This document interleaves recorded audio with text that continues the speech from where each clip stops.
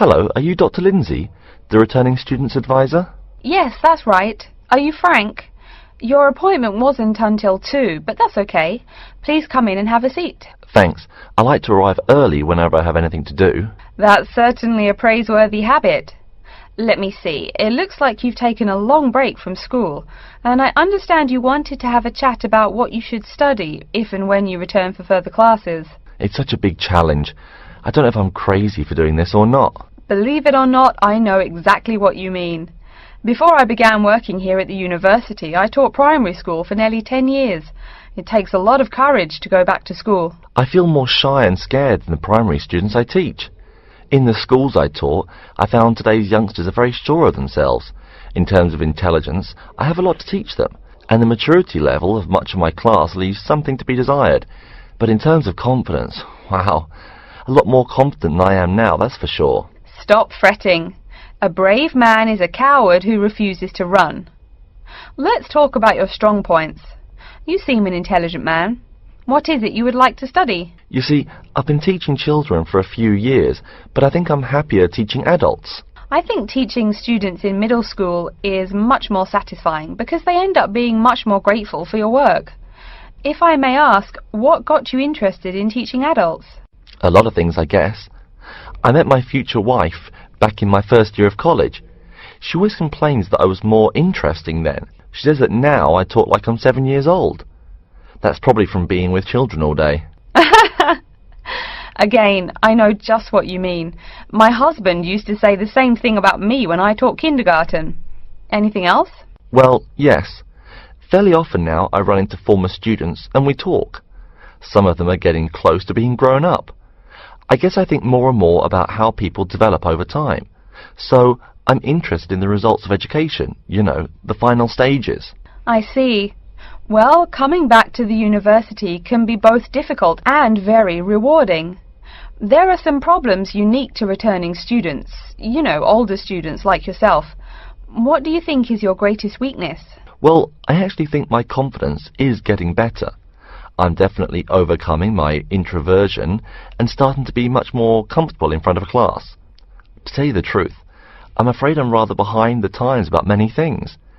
It's more difficult for me to chase after the popular things youngsters are fond of, such as iPhone, Twitter, if you name it. I think I understand. How old are you, 35?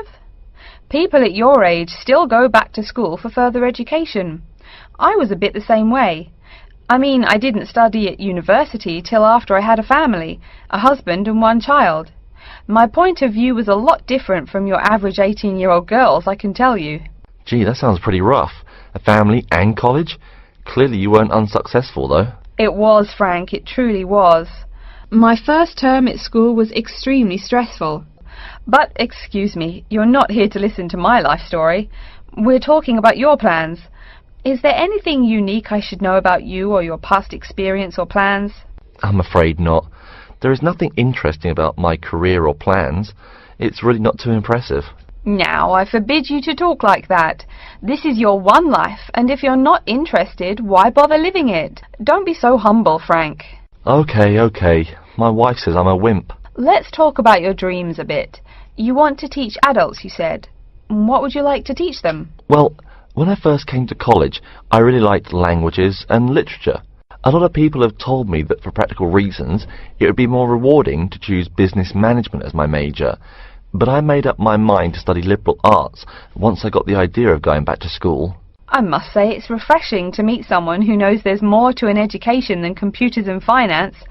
Let's have a look at the university course catalogue. Excuse me, Dr. Lindsay, before we do that, could I maybe ask you some questions about changes in university life?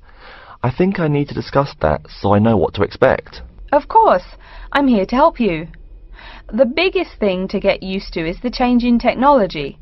Professors present things on huge screens, many of which are interactive computerized whiteboards. You can write on them still and use them like a touchscreen. They're really handy. No more sloppy scribbled notes on the projector. Let's see, I doubt you'll be living in student housing, so I won't go into all the improvements there. Another major change that you'll enjoy is the plethora of resources available for students. As a student, you have 24-hour access to the gym and library privileges that include the use of school computers to scan, copy and print, and of course the media library, which contains movies from all genres and most of the movies listed on AFI's top 100 movies of all time. The dining facilities are also not what they used to be. They offer choices for all diets, and you can expect a hot meal any time of day. Wow, things really have changed. I'll be sure to utilize all those great facilities in my time here. Thanks for all your help, Dr. Lindsay. I think that's all the questions I have for now.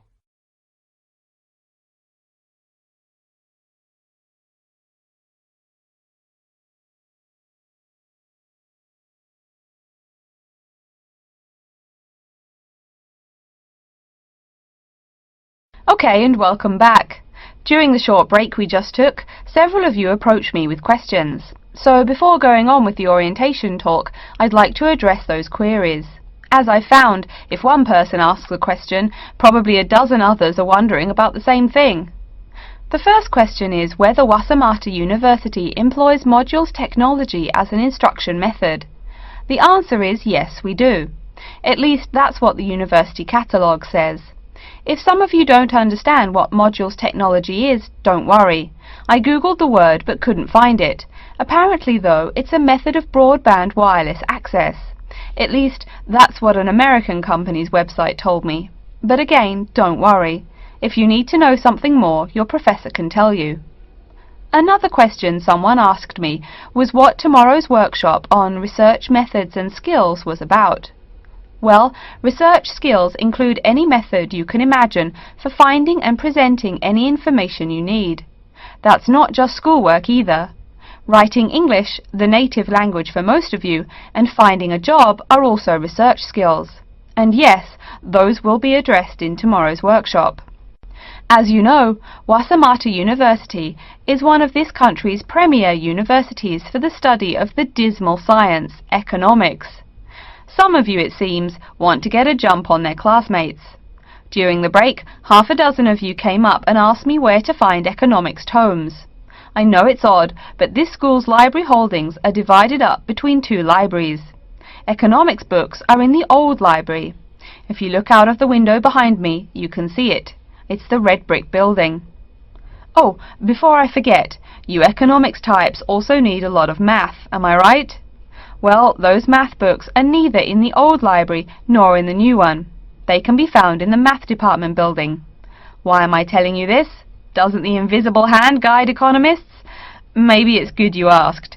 In 2008, that hand shoved most of the world economy off a cliff, didn't it? Now, I realize that most of you couldn't bring a computer printer or a photocopier from home. So I'm sure you're already wondering where you can copy things like term papers, internet articles, and things like that. I have some good news and some bad news.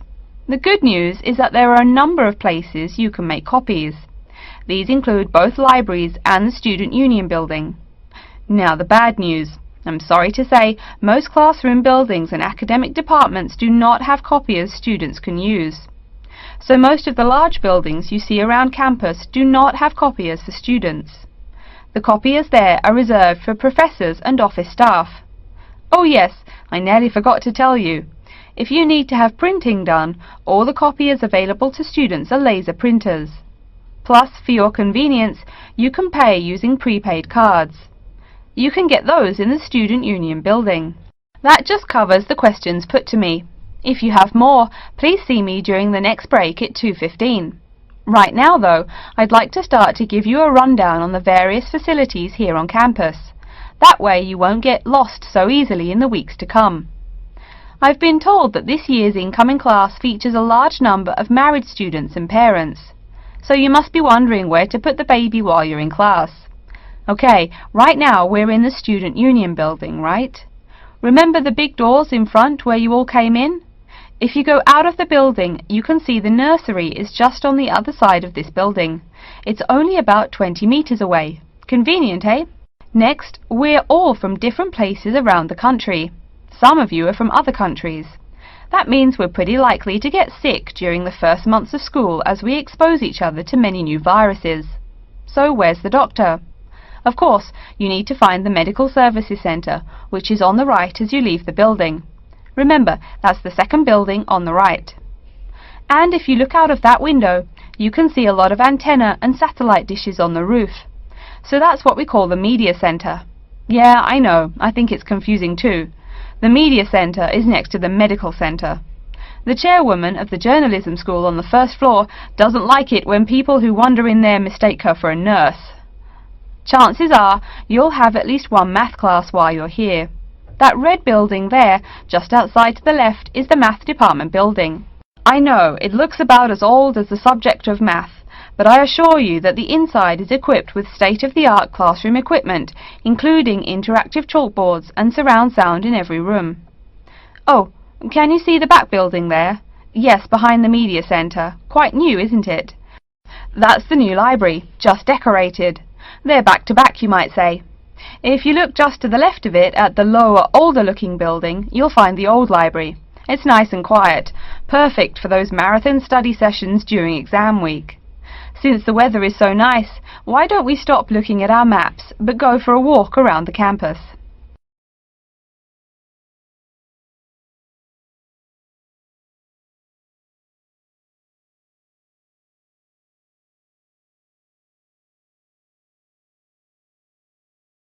Good afternoon and welcome to Habitat Hunters. You must be Joseph. Yes, that's right. You said on the phone that I could come by at 2 o'clock. Sorry, I'm a little early. No problem at all. In Calgary's market, you have to move fast if you want a good apartment. Actually, I'd settle for almost anything. I've been here 10 days and the hotel is ruining me. My father has me on a strict budget. Sit right down here now, sir. Let's talk a little about the places before we go have a look. Now, we have 4 apartments available. Okay. Could you tell me more about those 4 apartments? Sure. The first one is on Beetle Road, just a block off campus. It's a 3-bedroom with a bathroom and a living room and a great Italian restaurant right next to it. How much? Well, it's $435 a month, including internet and utilities. Okay, that sounds reasonable. Any drawbacks to the house? There's a really big garden, but it hasn't been taken care of over the years and is just too big to clean up nicely. That sounds okay. Tell me about the next option. The other 3-bedroom apartment is on Oakington Avenue on campus. It is right near the building where you have classes, and the kitchen and living room are newly furnished. Wow, that sounds like a pretty good option. Well, it is a cool apartment, but since it's a dormitory, the living room, bathroom, kitchen and washing machine are all shared. It would be nice not to have to buy living room furniture, though. And how much is this one? $400 per month for a bedroom with an air conditioner. For a bedroom without an air conditioner, you would pay less, $340 for it. Yikes, even with the air conditioner it sounds really inconvenient to have to share facilities. I'll never cook if I have to walk down the hall to use the kitchen. Yeah, that's true. Anyway, the next place is a 2-bedroom on Mead Street. Oh, I like Mead Street.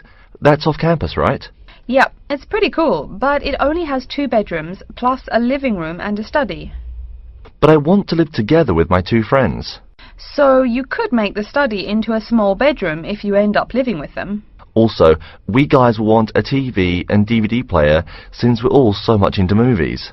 Well, this place has a great TV and VCR, but no DVD player. No DVD? That's so weird. Are any other facilities provided? As you said, weird enough, it also comes with a wash basin. Is there a washing machine? I think we need that more than just a wash basin. I'm afraid there's no washing machine in the apartment. Wow, that's so old-fashioned. Maybe it's not the best choice for 3 college guys. How much is it? Well, it's $600 per month, but of course it would be cheaper if you made it into 3 bedrooms instead of 2. Where is the apartment located? It's 2500 Mead Street, where there are a lot of bars. It would be affordable, but it would get pretty noisy, and that sounds really expensive for an old place in a noisy area. How about the last place? This one's on campus in the Devon Close complex. It's a 1-bedroom, so it will be a little quieter than the Mead Street place. 1 bedroom, huh? That could be good for focusing on my studies. What else does it have? It comes with a living room and a study, and includes a really nice lamp in the study that has a bunch of different settings. You know what else is cool? There's a dining hall downstairs, so all evening meals are free. You can purchase breakfast and lunch, but meals after 6 p.m. are free. Wow, this place sounds too good to be true. Is it really expensive? It's all right, $500 per month, but there's no bathroom. What? No bathroom? Well, there's no bathroom in the apartment, but there's one at the end of the hall. Thanks. I think now I just have to decide whether I want to live alone or not. Yeah, which one do you prefer? I think I'd choose either this apartment or the one on Beetle Road. Okay, you'd better think about it, and then you can contact me ASAP. Fine. Thanks for your help. You're welcome.